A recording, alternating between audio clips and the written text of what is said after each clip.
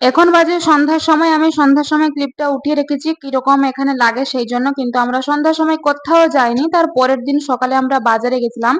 আর এই সন্ধ্যার সময় দেখো কিরকম আকাশটা পুরো লাগছে, পুরো অন্ধকার সুমসাম, যেরকম কেউ নেই, কিন্তু না, সবাই আছে। আর আমরা সকাল সকাল উঠে চলে গেছিলাম বাজার করতে। মাকে বললাম যে মা কি কি তুমি বাজার করবে, মা বলেন যে চল আগে, কারণ যদি শেষ হয়ে যায় বাজার, মানে এখানে তো বড় বড় মার্কেট বসে না, সব মানে লোকজন আসে, খুবই তাড়াতাড়ি শেষ হয়ে যায়। আমরা একটু গেছিলাম 8টা সাড়ে 8টার দিকে, মানে 9টা কাছাকাছি দিকে গেছিলাম। তো মা বলছিলেন যে শেষ হয়ে গিয়ে থাকবে কি থাকবে না, তো আগে চল তারপরে দেখি। তারপরে আমি বললাম ঠিক আছে তাহলে তাড়াতাড়ি আসো, মাকে বললাম যে মা তুমি তাহলে তাড়াতাড়ি আসো।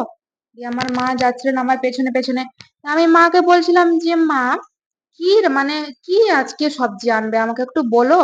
মা বলেন যে না এখন আমি কিছু বলতে পারবো না, চল মাছটা তো আগে আনতে হবে, কারণ মাছ না হলে তোদের মুখে ভাতও তুলবে না, তোরা কেউ ভাত খাবি না। আমি বললাম ঠিক আছে মাছ তো খাবো, কিন্তু মাছ ছাড়া আর কি খাবো। দিয়ে মা বলেন যে চল কি কি সবজি আমি দেখি তারপরে গিয়ে আনবো। এই আনছিলাম, তারপরে রাস্তায় হেঁটে হেঁটে যখন যাচ্ছিলাম রাস্তার লোকগুলো তাকাচ্ছিল, আর আমাকে একটা কিরকম লাগছিল।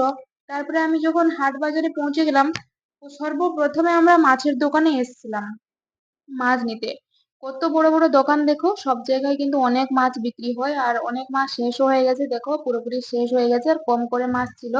দুটো দোকান, মাছের দুটো দোকান আছে, দুটো দোকানে প্রচন্ড ভিড় হয়, কিন্তু আমরা এই দোকানটা থেকে নিয়েছি। আর 2 কিলো মাছ নিয়েছি, তারপরে মাছের ডিম নিয়েছি 50 টাকার। আর হচ্ছে যে ছোট ছোট মাছগুলো যেগুলোকে মৌরলা মাছ বলা হয়, সেই মাছও নিয়েছি 250 করে। তারপরে দেখো কত সুন্দর সুন্দর মাছগুলো নিয়েছি। আর এখানে আমরা চলে এলাম বাড়ির পথে। আর বাড়িতে মানে আসার সময় দেখছিলাম যে আরো একটা মাছ বিক্রেতা সাইকেল নিয়ে মাছ বিক্রি করছিল, তার কাছ থেকেও একবার একবার করে আনা হয়।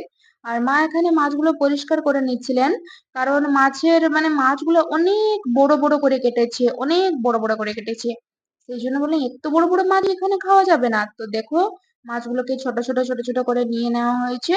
আর বোন বললো যে না ছোট ছোট করে দাও, বাবাও বললো, সবাই বলছি ছোট করে করে দাও, সেই জন্য ছোট্ট করে করে দেওয়া হয়েছে।